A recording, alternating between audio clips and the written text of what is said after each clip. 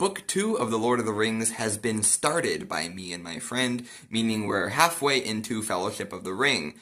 The first chapter of this book is called Many Meetings, and you better believe there's a lot of meetings, because first Frodo wakes up in Rivendell after, taking a knife from the Nazgul and almost turning into a wraith himself, and would you know it, Gandalf is there to spout exposition at him and catch him up to speed, and during this there's this kind of interesting peek into the power of elves, where Gandalf says, the elf who was with you is basically like a demigod, and he exposed himself, and that means he uncloaked himself, and the Nazgul saw pure light essence coming from him.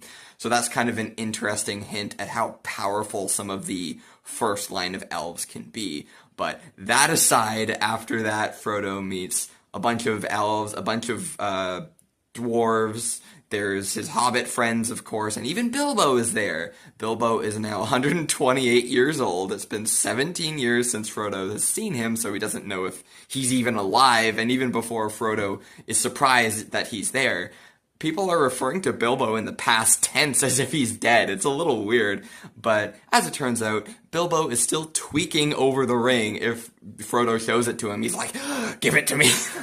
So that's fun. But other than that, he's just kind of sleeping. He missed the big dinner where Frodo met a bunch of people from The Hobbit, including some dwarf characters from that book, and this chapter is basically just set dressing. There's a lot of just talk, a little bit of slice of life around Rivendell, because next we're going to get the Council of Elrond, one of the longest chapters in all of Lord of the Rings, which is just the exposition dump to end all exposition dumps.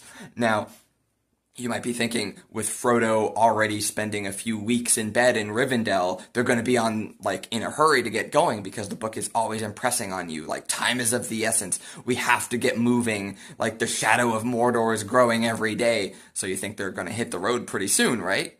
Well, no. Actually, they're going to spend 2 solid months in Rivendell singing songs and shit before they figure out what to do with the ring. So get used to this setting, because we're going to be here a while, and it's always quite a drag for me to get through this section. There are some interesting moments in the next chapter, but oh my gosh, is it long. I already started it, and I had to stop because I was like, oh my god, I did not remember it being this fucking long, but we're going to get to that. I'm going to talk as much about Council of Elrond as I can, given the short format, so stay tuned as I continue to update you as I read through Lord of the Rings.